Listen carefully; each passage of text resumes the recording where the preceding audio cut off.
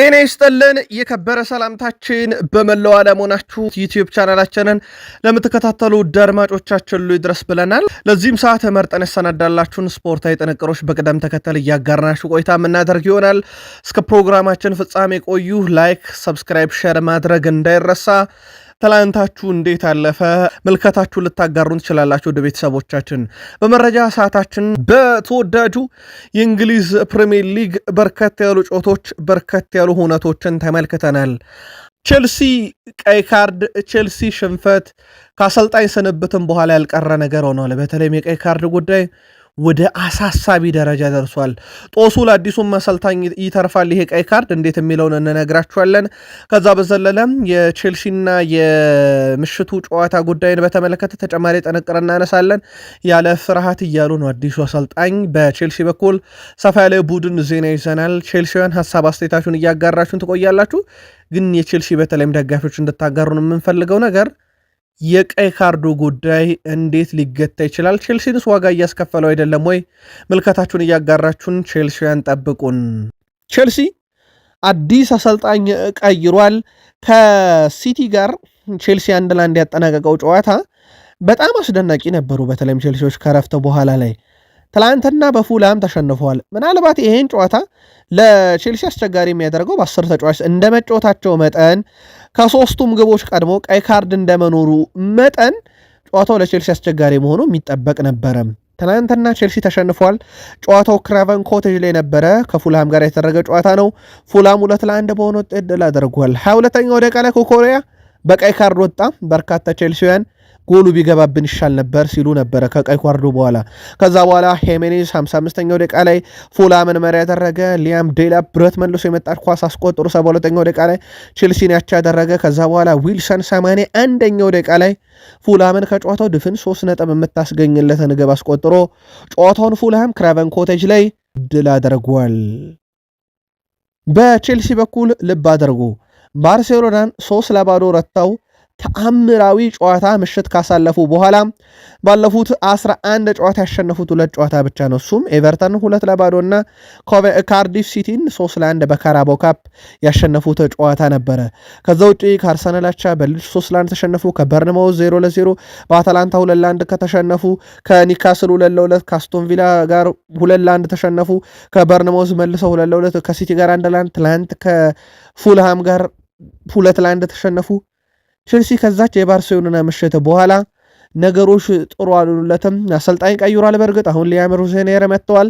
ለሳቸውም የተረፈ ጦስ ግን ትናንትና የቼልሲ ተጫዋቾች በሜዳ ላይ አበርክተዋል።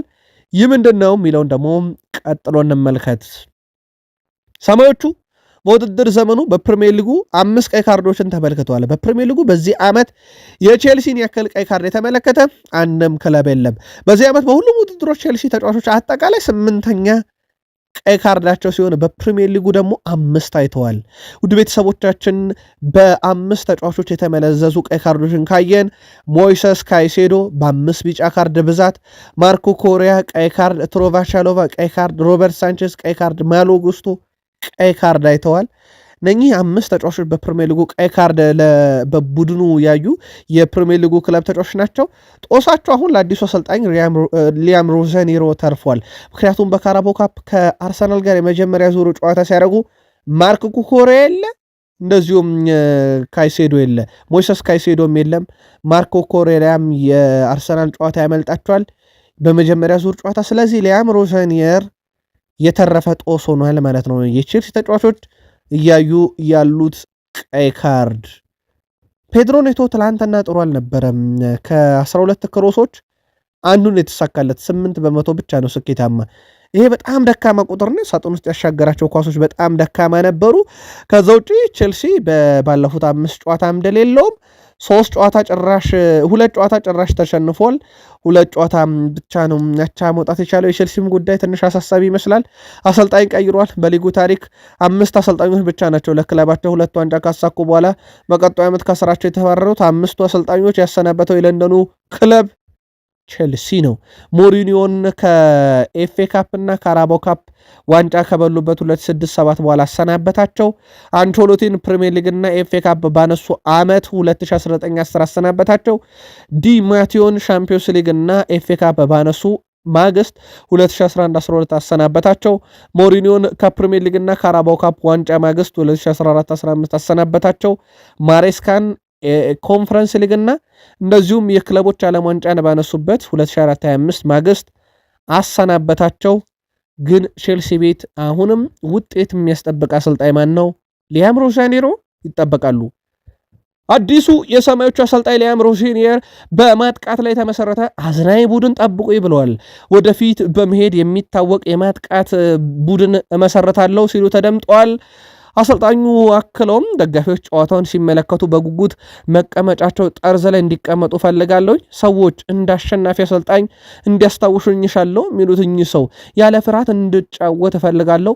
ይህን የማደርግ ከሆነ አብረን በጋራ አስደሳች ጊዜ እናሳልፋለን ሲሉ አሰልጣኝ ሊያም ሮዚኒየር ተናግረዋል።